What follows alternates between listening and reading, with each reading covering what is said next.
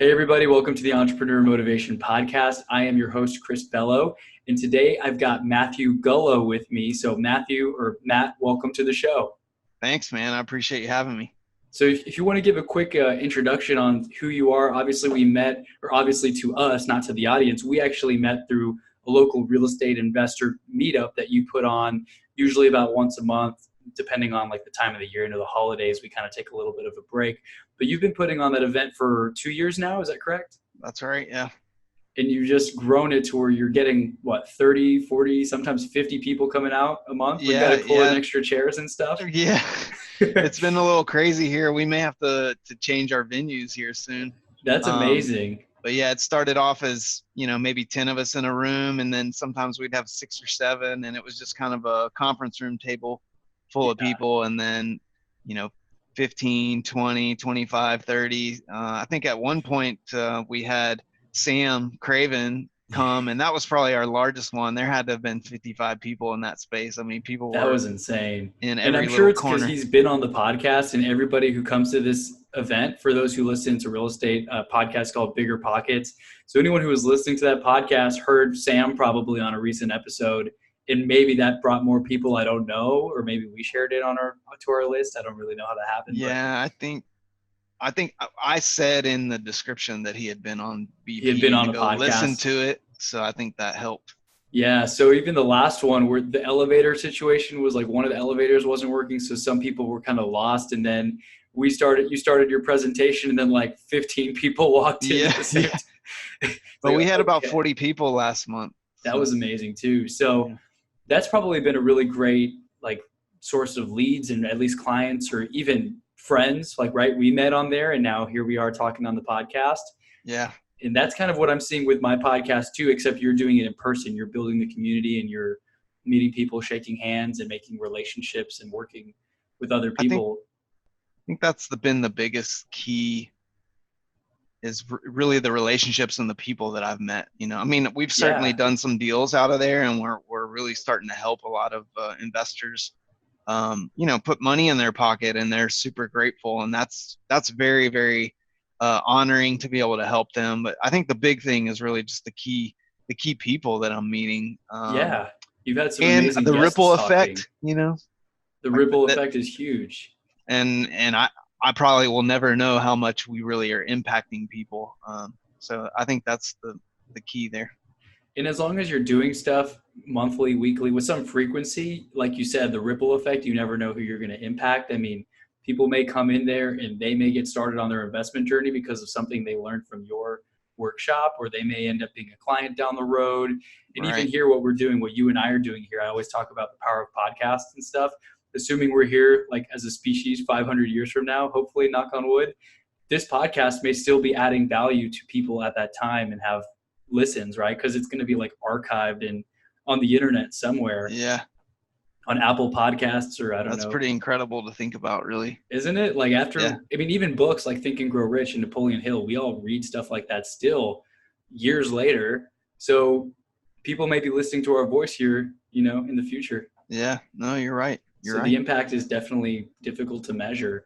But yeah, let's dive in a little bit into your story. I mean, a lot of people in my audience love to hear how people got to where they're at now, because obviously it's not really linear. A lot of people kind of go in a couple different directions and they're not sure what they want to do. They might study a certain thing and end up in a certain career. I'm kind of talking about what the entrepreneurs like, on this call are talking about here. So what did you want to do when you were growing up, and like, how did you end up, getting to where you're at now? Yeah. So I started as a sort of an artsy type kid. I always liked oddball sports, like racing motorcycles and skateboarding, and I was really involved in art at school, even raised some animals in FFA. So I was kind of scattered as a kid. I did play baseball and football and all, the typical stuff, but I really gravitated more towards like snowboarding and wakeboarding, that kind of thing. And so I really had no clue what the heck I wanted to be, when I grew up. And my parents were like, he's a good kid, but what are we going to do with him? How's he going to make a living? My mom was in accounting and my dad's in construction, and, neither one of those things appealed to me. So I'm sure they were thinking, what the heck are we going to do with Matthew when he's an adult to make money, So I really liked art and drawing and graphics and design. I actually won an art contest, I think when I was in 5th grade. It was through Macy's, which is kind of a dying brand, but so they had a deal where you could design a skateboard, and then there was 12 winners. And so I got a phone call one morning. I'm in 5th grade. I'm a little kid, and my mom's like, "Matthew, come down here. Macy's on the phone." And I was like, "No way." So I was one of 12 people that was like runner up or whatever to the contest. And then out of the 12, they were going to pick one of us. So they got us all tickets to Waterworld, which is no longer here anymore, right? Right. That dates me a little bit, but so we went there. Awesome yeah, exactly. It was awesome. It was Astroworld and Waterworld.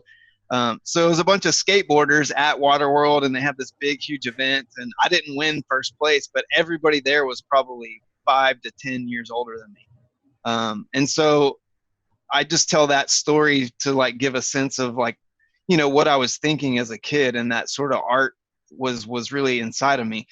So when I went to college, I was like, well, where am I going to go? And my mom had an idea for me to go to North Texas, in I think Fort Worth.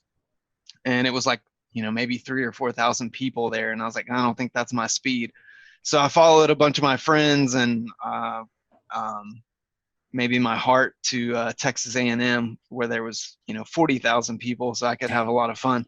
Yeah. And so I'm looking through their big book of majors, and Texas A&M is not an artsy college. It's engineering and a lot of engineering and agricultural and more C-type personality education. So architecture was the only thing that they had on their list that was even remotely close to art or design or some sort of creative type of outlet.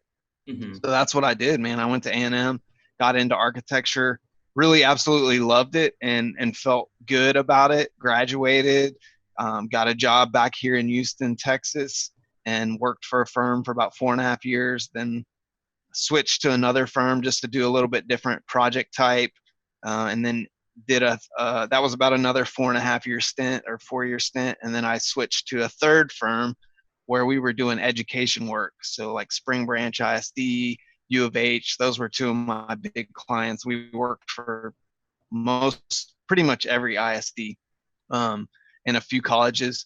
And so I became a principal of that firm at a pretty early age, and was just very grateful for that and for that firm seeing the grind that I'd been through. I got my architectural license, but really that whole time through those 13 years, there was just a lot of like this clashing between love and hate. You get the RFIs and the complaints about the work, but then you love the design part, but then sometimes the contractor client part is very challenging. And I was just really struggling, I guess, from a mental standpoint on, is this really where I need to be? And I knew that I always wanted to own my own firm or own my own company of some sort, which gets into the more of the entrepreneurial things. Like, what are you going to really do to fuel that fire? At this point, I had only just worked for other people.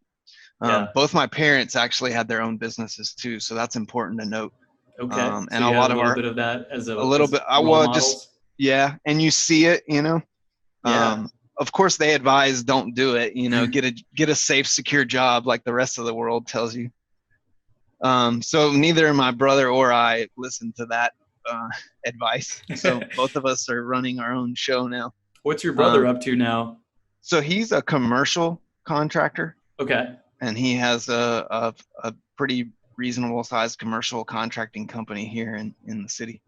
Awesome. And then of course you ended up getting your real estate license, and now you said you only have one other person on your team, and you guys won 4 awards last year, was it 2019? For 2019 we won 4 awards. Just to back up a tiny bit, so after that kind of after that 13-year stint in architecture, I really just was like, I got to do something else. So I was writing a blog just about really about the things that we're probably going to speak about, and it's like getting a coach and, how do you explore your mind and really start to put some of the things that a lot of us probably listening and myself included think about on a daily basis. How do you jump out of your job, your career? So I was exploring like all these ideas, and a buddy of mine pointed me to Keller Williams, and they speak a lot of the same languages, building yourself as a better person and growth mindset, business acumen, more than it is just go sell a house. And so I really was drawn to that. So I sat down with the people there, not to interview to have a job at Keller Williams or to work with them at all or sell houses, none of that, but just as an interesting conversation. And 2 weeks later, I'd quit my job, got my real estate license in 14 days, and I was sitting in the training courses at Keller Williams. So it had quickly. Yeah, it escalated very quickly. My wife and I had been talking about me jumping out and doing my own thing for a while, and she was very supportive and just said, hey, go do it. So yeah, then kind of coming back to what you were saying earlier, I've been on my own. For those of you listening, the way Keller Williams works is you're an independent contractor. So you really are an entrepreneur. You own your own company. Yeah, you're affixed to Keller Williams as your broker, and they offer a lot of great training and things like that. But you're your own person, right? The buck stops with you as far as bringing in or anything, right? No. So your office space, your computers, your knowledge, what you're doing to get leads, what you're doing to get buyers and sellers, that's all up to you. So yeah, kind of looking forward. The first year I sold 25 houses, and I think I did 5 architectural projects on my own, being that I was licensed, and that was the end of that. I never looked back. So yeah, you said that was the end of that. I was like, I thought you meant after you did those 5 projects, you're like, no more architecture. Yeah, I did the architecture thing for like 2 years. Okay. And then the 3rd year, I designed a house for some people that took a really long time. And after that, I called it quits. So it's been about 3.5 years since I've done anything with architecture other than using my knowledge to help people buy and sell homes. Awesome. So it's been about 5 years. How long has it been since you got your license then? It's been 6 years and 1 month. 6 years and 1 month. Wow. Yeah. So that's the story. That's interesting. And I mean, it's the cool thing about podcasting and like interviews is I learned so much even about people who I thought I knew, because we wouldn't really go into this level of detail if we were just talking at an event. But here I got to hear about your artistic background and how it kind of shaped your decision to pick your degree, which of course affected your future because you worked in architecture for a few years. And then the frustration and starting to wonder, like, what else could I do? How could I work for myself? And that's probably a similar journey to many people who are listening. People are all across the path, right? Some might be thinking about leaving that job. Yeah. Some might already have left a little too soon, like I had done, where I didn't really, I could have probably saved up a little more and done it a little more smoothly, but I just had a little bit of a bumpy road, and it's been fun ever since. It took a little bit to find my way, but so that's how you got to where you're at now. And you're really big on the mindset stuff, which is, I think every entrepreneur has to be. And that's probably where everyone starts, is starting to listen to the audiobooks and read the self-help books and Rich Dad, Poor Dad. Were you reading? Are you like a big reader? Or do you do a lot of audiobooks or? I am a big reader. When I was a kid, man, I couldn't stand reading. I think same here. My mom had to bribe me to read books and do book reports, and probably late 20s, early 30s, I started to kind of ramp up the reading, but now I'm a very avid reader, and I do both. I still like the paper copy for being able to highlight and write notes, and some books are just better from that standpoint. And then I also listen to a lot of audio stuff as well. Same here. Sometimes I'll listen to it and then I'll read it, because I'm not really even sure what kind of learner I am. I kind of like to listen to it, see it, and I like to read it. Yeah. So if I could watch a video on it or listen to a podcast on it and then maybe I read it, it just sticks even more. Yeah. But I'm wondering, just because like the stereotypical thing, because I hung out with like a lot of, I mean, I tried to skateboard. I could do like an ollie and a kickflip, but I hung out with the skater kids with the long hair and stuff in middle school. And my mom always thought she was concerned about the friends I hung out with because they like to do crazy things. And Their parents, a lot of their parents didn't really supervise them. Like my parents watched over me when I had friends over. It was Right. just like we're home alone jumping on the trampoline, and my friends' parents wouldn't be there. um, so did that affect you? Like, did you have a lot of friends and stuff? Like, how old were you when you started, skateboarding and like snowboarding and all of that stuff? Yeah, I was probably in like fourth or fifth grade when I really started to be like, decent at skateboarding. And then that probably carried through junior high. Okay. Probably by the time high school hit though, or even late junior high, I wasn't really into it anymore. So it was really more when I was younger. Yeah. Um, I mean, I had probably some sketchy friends, but I never really got in trouble. We didn't. Same here. Yeah, likewise. So, I mean, I had sketchy friends or whatever, but the thing too is that I guess because like skateboarding and stuff, it was cool and like we'd hang out at the mall and reading wasn't cool. You didn't want to do that. So I was just wondering if that kind of had an effect on you not liking reading as a kid because I hung out with the cool kids that would rather build dirt ramps and like um, jump over each other with BMX bikes instead Yeah. of going to like a book fair and like picking out books. Yeah, that's a good question and thought. I mean, I'm sure it did. I'm sure it Yeah. delayed. I'm sure it did. On some level, delay my um, thought process or opportunity to start learning different things. And I think But it's I think funny. too. I think too. You're ready when you're ready, and I think Yeah. I was exposed to what I needed to be exposed to when it was the right time, and of course, at this age, I would love to have had it been when I was much younger, but I don't know if I was Hindsight's ready. 2020. So, Yeah. Yeah, um, that's true. And I think you're not really even your own person when you're younger. You're kind of just, I always say I was going through the system. My parents took me to school, they picked my school. A lot of those factors were decided for you by your yeah, parents and kind of like where you lived. And then more in high school is kind of when you start to transition, you start to think more like, what do I want to do? And like, I don't like doing that. So I'm going to start doing something else. yeah, yeah. So Yeah, did when you I was a do, kid, I struggled in school, and they mm-hmm. wanted to put me in reading classes and comprehension classes and all that stuff. But the interesting thing about if you really look back at that whole timeline is, as soon as I started doing things that I really liked, like for an example, the architecture and reading the types of books like we're talking about, Think and Grow Rich and Rich Dad Poor Dad, and Yep. um, the I mean, there's a million of them, right? I flourished. Grades went up. Yeah. I think I was 0.01% on my GPA from graduating with honors from college. So I mean, Dang. things just really totally changed when, of course, there was some age growth. Um, Yeah. but I think when you really kind of start figuring out what you like and what you know or know that you like and you're really interested, that's when the reading and seeking out videos, seeking out mentors, or seeking out people that you can be close to. Maybe they're not directly mentoring you, like sitting in a room telling you what to do, but they're close enough to where they can rub off on you.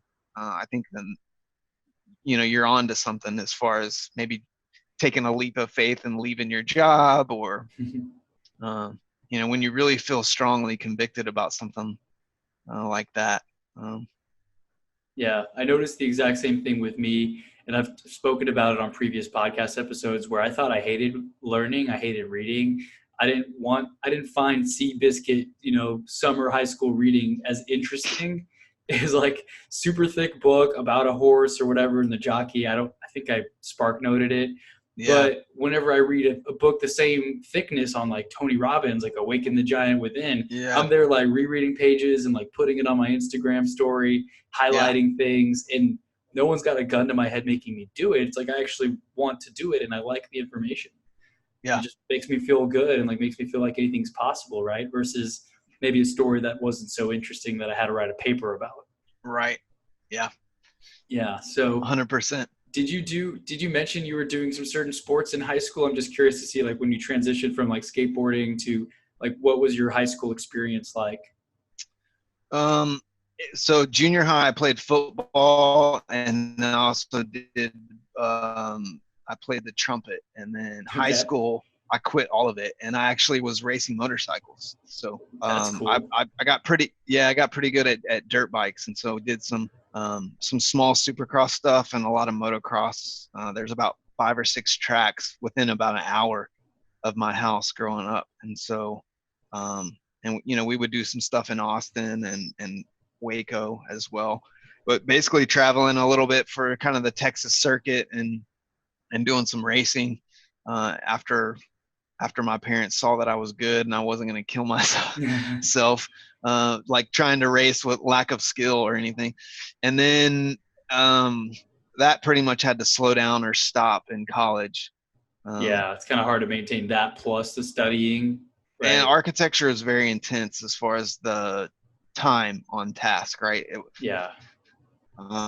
You never were really studying, 2, 3, 4 hours for a test. It was like you had a project that was all consuming plus all your other classes. And so a lot of it wasn't necessarily harder than other education or degrees, but it was just a lot of time. Yeah. Just time on projects and actual time on projects. Yeah. That was one benefit of me being in business. I felt like I had an engineering roommate, and he'd be locked in his room, and later he'd be like, "Oh my gosh, it just took me 5 hours to do 3 problems of homework." Yeah. Like, that sounds terrible. I wouldn't even have homework in business school. It would just be like a paper at the end of the semester, and then we'd have tests, of course, but I never really had homework, maybe a quiz or two every now and then to study for. So that's one thing with architects and like with engineers that I noticed is that they have very intense math-based homework, and you've got to know steps A through Z to make sure things are done right. So yeah, I had to take all kinds of crazy math and physics, and it was intense. The structures, which was just crazy. I mean, most of that's math, and you're trying to figure out the moment on certain beams. It was that's crazy. It was challenging at times, but. And so would you say, I mean, obviously that helped you in your architecture career. Would you say any of that has really impacted you in your real estate business or how you look at things, or is it kind of just separate? Yeah, no, it really did. I think the biggest thing about the degree and being in architecture was the ability to problem solve. Yeah, you just learn how to problem solve. Yeah, I mean, that's all I did all day, all the time. I mean, anytime somebody comes to you with an architectural project, it's essentially a problem, right? Yeah. I need a new building. Okay, well, the problem is that you need a new building, but we've got to find the land, and then there's always something about the land that's not favorable, and you've got to, or you can't build on certain sections of it. And so you're basically taking all the different pieces to the puzzle and figuring them out. And you've got to figure out what's inside your client's mind. Like, they need a building. What exactly do they want? And typically your client has no idea how to visualize space. So you're typically, you're talking to somebody who doesn't even know what they want. Yeah, and they're not ever really going to fully 100% understand you until you model it in 3D and allow them to walk through the space. Yeah. So it's just constant, every day, all the time problem solving. The contractor will come to you and need a change, or whatever you drew may not be really achievable in the real world, and so you got to come together with them and figure out something that makes sense, whether it be waterproofing or putting something together to achieve the look that you were after.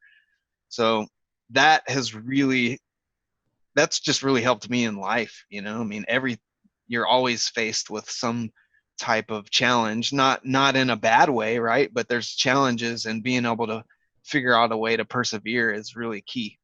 Absolutely. And even in real estate, I mean, whether someone's looking to just buy their first home or they're trying to sell an investment property that went bad, there's like a reason they're doing it. Maybe they need to move. It might not be like a problem all the time, but it's something that needs to get addressed. And there's going to be challenges that arise every step of the way that you might have to, make some tough decisions on, or have some tough conversations with other people, right? With your clients. Well, you're always trying to figure out a solution, right? And so, when I say problem, I don't mean it really problem in the sense that like I have a really issue. I have a bad issue. A problem can just be like a math problem, right? That there's nothing wrong with the math problem, but you have to solve it. And so in architecture and in real estate, doing contracts, you're always trying to come up with some type of solution. And typically it's a creative solution to get your buyer a better deal, or to get your seller more money, or to negotiate repairs. Those are just some of the simple ones. So yeah, I mean, it's been really prolific in what I do. That's awesome. So do you have a main focus now in real estate, or like do you have like a 5-year vision or where you want to be, or has it been kind of everything you expected, or has it been better? Have there been more challenges? I'm just curious because selfishly, I'm kind of early in my real estate career. Sure. All good questions. I'd like to be further ahead than I am now, which I think every That's what entrepreneur, everyone wants. every entrepreneur likely feels that way and should, because that's what keeps you going. I think as far as a 5-year plan, I want to grow. I'd like to be, a team of 15 or 20 in the next 5 years. We'd like to put a few more assets under our belt as far as just having a real estate portfolio. The bigger sort of 20-foot goal is to not be in real estate anymore and to be teaching mindset principles. And I think when I say that in a different way than like a Tony Robbins, or I want to come at it a little bit from a biblical standpoint, but also sort of tying things from the Bible and from the personal development world. I think there's a totally missing connection between the two of those things. Too. Yeah. And so that's really, I'd like to command the stage and help people really grow in their world and their life. And so that's kind of the 20-foot goal, is to have the real estate business running, where it doesn't need me. Yeah. I'm on a book, and so I'd like to finish that and then have that springboard into, more of a platform of giving and helping and allowing other entrepreneurs and people that are exploring their mind and want to, get anxiety and fear and some of the things that we wrestle with to at least a lower level in their world, so they can push forward and be who they need to be. My mantra is really, build the best version of yourself. And I think that takes everyday constant persistence until the day you die. Yeah, I agree. And even people talk about retiring one day and like that mindset of just going to the beach and laying in a hammock, but entrepreneurs, like, they never do. It's about getting better every day. It's about continuing to show up. And then even if you have enough money to quote unquote retire, you're going to want to do something else to just grow, to teach. People like John Maxwell are out there, right? Just like still speaking, still crushing teaching, still crushing it, writing books. Like that, even like Bill Gates and stuff, like just foundations and like charities and all these things. When they have enough money, like Bill Gates and Warren Buffett and Jeff Bezos, like they don't need to do anything. They don't have to do anything for the rest of their lives, and they're good. But that's boring, Well, the difference between them and somebody that's like looking to retire is they've made an extreme commitment to themselves and to other people in the world to take their gifts and the things that they've learned along the way, right? And teach and to share them. Yeah. And so I think that's what fuels them to get up every day in the morning. And I think retirement is old school thinking, and I think you should always be retiring something in your life. So at some point in my life, I may retire real estate in the fashion that I'm doing right now today. It probably will always be some part of my life, but I may not be doing direct sales. But I think you just retire that segment of your life and move on to something, something more, and mentoring younger people to do greater things and to pass you, right? To persevere past the level that you got. Yeah. And it's cool that I got to find out more about your 20-foot goals and your 5-year visions, because I didn't realize I figured you'd be big on the mindset stuff, but that's kind of like similar to what I'd like to do eventually. When I think about what I want to do 20 years from now or 10 years from now, I want to be teaching people, making people feel better, more confident about themselves. This podcast has been a great start to me practicing, like just speaking weekly. But yeah, real estate, it's great. I love it, helping people, working with clients, but long term, I like it to be more on autopilot as well and have some investments, but be focusing on more of the growth mindset stuff and just masterminding with other entrepreneurs and kind of being a mentor maybe to people who aren't as far ahead.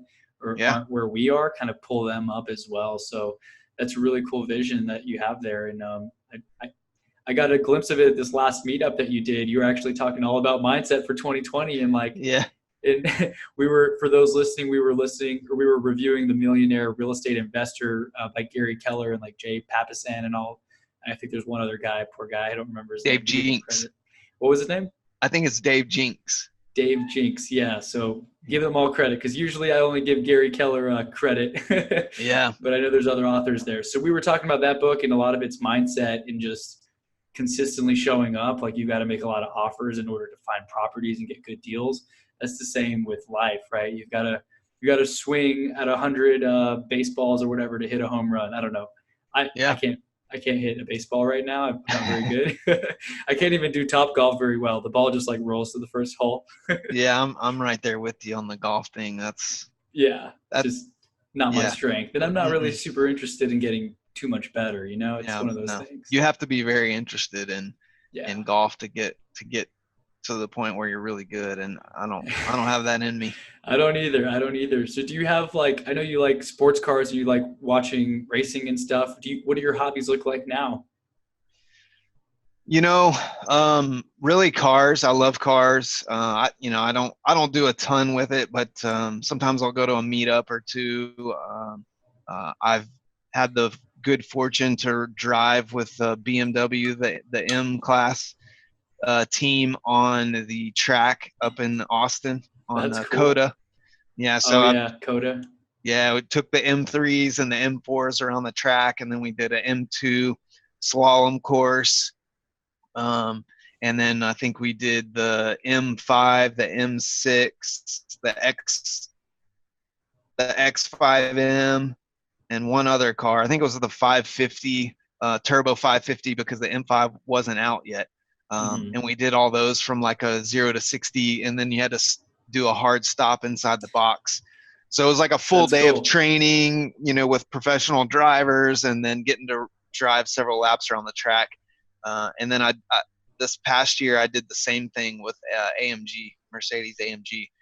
Same thing. It was like a full day of driving all the AMG cars on the track and doing different courses. So things like that really pump me up. And you don't get to do those every day or every weekend like you might be able to with golf, depending on your family commitments. But really now it's a lot of reading. I love my work, and I've got 2 kids, so a lot of times it's just hanging out with family and reading books, trying to write on my book to get it to the next stage, and hopefully in the next year or so we'll have a real copy in our hands. That's awesome. No real big huge hobbies I'd say outside of that. My hobbies have changed too over the years. Like I identified as a drummer I played the drums from like 5th grade until I still kind of play. Yeah. But I bought a new drum set. I had one for 11 or so years. I can't remember how old it was. And I sold it, and I had a good oil and gas job. So I was like, well, I better buy another one, because I've always been a drummer. And my friends that I always jam and play with, they're giving me crap about it, because I bought it 2 years ago and it's still at my parents' house, just sitting there in pieces. I've never played it once. Oh, wow. I don't have the space in my house right now to have it there. And it's just been at my parents', and I just don't really have the desire to spend 2 hours playing, to songs that I've heard a million times. I'd rather listen to podcasts and audiobooks. Yeah. So it's just where I'm at now. I think that things change in your life, and I think it's okay. I think a lot of times all of us live in the past a little bit too much, and it's hard to let go, and we don't like change very much, right? It is. It's tough to let go of old friends. It's tough to let go of things that you're really good at that may just not serve you anymore. So like you're really, really good at playing the drums, but at what capacity is that really fueling you as a human now? Right. I never had dreams to like play a tour, and tour the world. Like I didn't want to do that. And that talent probably will never die. You could probably pick it back up later on in life, and I think that's fine. Right. I'd love to play the piano, but there again, time, How and are much you time willing? do you want to spend doing it, Yeah. right? Yeah. And is it just something in your head that sounds cool, or would you really like it? Do you really want to put in the Right. effort? So That's a really yeah, good really. point. Yeah. I, you know, kind of on that point, we get a lot of people that come to our investor meetups, and this as well, being around the investment world. A lot of people are reading and studying and doing all this work to become an investor, and then they never do. And my thing is Mm-hmm. like, you don't even know when you're in the learning and studying phase, it's exciting, but you don't even really know if you're going to like it because Right. You haven't done it never bought yet. an investment, so and I think that was one of the things when I quit my job, and maybe this helps some of the listeners. When I quit my job, I knew I was good at architecture, right? I had become a principal at a young age. So I knew that I could, even if it took me 6 months or a year, I could get another job. So quitting real estate, that's how I was able to quit, and get over the hump and the fear of going from, a 6-figure, nice, cushy income with insurance, and benefits to zero income, no benefits. No, I don't even know if I'm going to be good at this, because, I could do that for 2 or 3 months and it wasn't going to kill me. Yeah. I wasn't going to die. Even if I collected some debt, like I'm still here. People still love me. People still support me, whatever. Maybe you look back 30 years from now and it was a little blip of a mistake in your life. Who cares, Right. And so I had that mindset, and that plus my wife pushing me and supporting me, and that's what allowed me to quit my job. So now whenever I'm thinking of something and it's really challenging or difficult, I try to like put light on it and put a spin on it to where I'm tricking my brain into thinking, well, it's not really that bad, like you're Yeah. not dying. Your family is still there to support you. In this world, there's such thing as a credit card, which I don't ever condone. I would never condone that. I don't have any credit card debt. But But worst case, worst case scenario, you could figure it out and pay that yeah. back. I mean, if you were really smart about it and had a plan, Right. you certainly don't want to keep doing that for the rest of your life and get yourself in a heap of trouble and then have a mess on your hands. But there's just a lot of creative ways to, even if you don't have a ton of money, to really quit your job or change careers or do a different path. And I say all that to just be encouraging for someone that may be listening, thinking, I'm sitting at my desk, banging my head against the wall, and I'm pretty sure this is what prison feels like. Yeah. You That's know, how it felt like towards the end of my career. And I'm like, I have a job that so many people would love. I mean, you probably know like a median starting salary for people with college degrees. Like, I didn't even know it was like 30, 35 grand sometimes, depending on the mm-hmm. industry. And I was blessed. I know you were in architecture. I was blessed to go into oil and gas, where like the median salary was double, and then I got comfortable there too. I was like, even that didn't seem like a lot to me. Yeah, But then I realized, like, dang, other people are doing the same amount of work, spending the same amount of time to get half of what I'm getting now. And then there's other people that are making way more than me. Like if you look at how much Jeff Bezos makes per minute or hour, it's just insane. it is insane. Yeah. But then it really shows you like there's so much potential out there. And I love what you said there about if you make some mistakes, if you rack up a little bit of credit card debt, like 30 years from now or whatever, it's going to be a little blip on the radar and you're able to solve those problems. And the fact that you have a supportive wife and that, you're still alive, like that's every day is a new opportunity to That's right. make things happen. So you definitely have the mindset thing down, dialed in. I like it. Yeah. Well, I mean, there's definitely, fear still shows up for me, and Yeah. doubt still shows up, and, worry. But I think probably the last 20 years that I've been reading about it and studying about it and just wanting to know more, wanting to know why I feel a certain way, has given me the power to take those things and minimize them, or push them off. Right. If you ever get into a slump and you're, feeling a little bit of a, woe is me or depression or whatever you want to call it, it's not an extreme depression case, but you're just not feeling that great. Give yourself some grace. Like it's okay. It's okay to not feel good. And God didn't put us on this planet to feel good every single day and to always be happy. Sometimes trials and tribulations and challenges are good for you. That's what makes you grow and persevere and gives you a challenge every day. And I just learned all these things through studying and talking to different coaches and different therapists and people at church and people like you, and just having these deep conversations, you start to learn, you know, you never really know somebody. All you know is a shell, right? It's like an M&M, and you're just seeing the shiny red, yellow or brown or blue coating on the outside, and you really got to dive deep with people and ask questions and understand who they are and what they might be thinking, and what their challenges may be. And the good thing about that is if you can do those things, number one, you build a stronger relationship with them, but two, you start to see that you're not alone in your thoughts. And I think that gives you so much power to be able to, to be an entrepreneur or to step into a new job or a new career that you may think, I would never be able to do that. That's not where my degree is from, or I didn't get a degree and I don't think that they'll accept me, Yeah. Right. And we talked about that. I mean, we like the motocross thing when you were doing really well, and you were doing dirt bike stuff, and like how I was a drummer.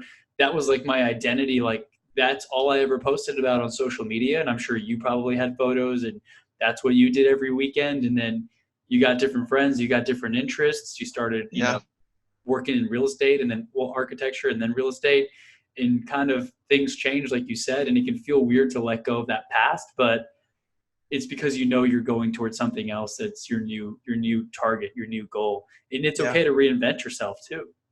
Yeah, no, I agree. 2 weeks ago, or maybe a week and a half ago, I went to a real estate retreat, and it's really with probably the top 3% of realtors in the country. Wow.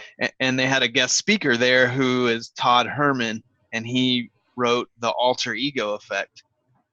And one of the things that he said in there to me, and this goes along the lines of what we're talking about, sort of changing yourself over time, is a lot of times people will maybe build an alter ego to have superpowers or to step into the greatness of someone else, right? So maybe you act like Superman in certain situations. He calls it a field of play. So for me and you, one of our field of plays is as real estate agents, right? And so as a real estate agent, I'm going to step into this negotiation, or when I walk into my office, I'm going to be Superman. So I'm going to be Super Matthew. But the key here that really tripped my mind was I'm still me, even though I created this alter ego and I'm maybe stepping into a super version of myself for one little section of my life. It's still me. I created that alter ego, and I'm stepping into that alter ego. So going back to what you were saying is like drummer, early oil and gas career, now podcaster, real estate, you're interested in different things, you have different friends, right? Doesn't mean you abandoned your old friends, but you're seeking out hanging out with different people, and it's okay, it's refreshing, it's fun, it's exciting.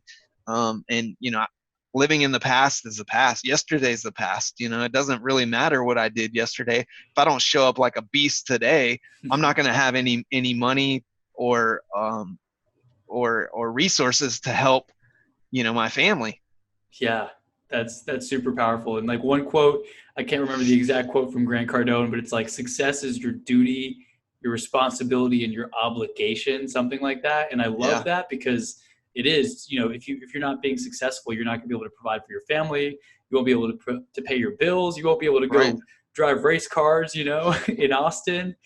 Those things require money in our world. So success and being fulfilled and doing something that you love, that's definitely the way to go.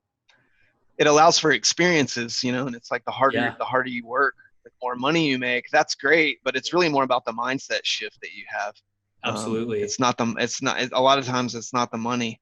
I think that's why you hear a lot of people, like you mentioned earlier, all these guys that have billions of dollars, they're still out there. They're still out there working and crushing it. And it's because the money isn't what they were after. It's the mindset shift and seeing how far they can go in life. And then the journey is kind of like the destination. It's cliche, but it really is, especially even the impact that you're able to make at that level. I mean, we're making our impact in our own way, but as you get more successful and you have more resources, you can really impact at scale, and you can help so many more people, which is definitely what you and I would like to do in the future with like speaking and in terms of mentoring and things like that.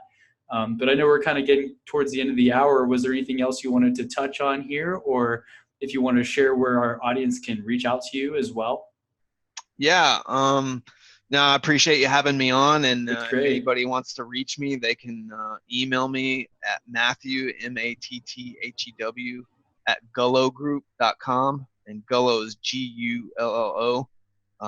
Or you can get me on social media at pretty much any channel at just at Matthew Gullo. So Gullo again is the last name, and I'm happy to check out any friend request or anything like that, or if you want to send me a private message through Facebook or Instagram, that would be super cool. Our company is called Gullo Group.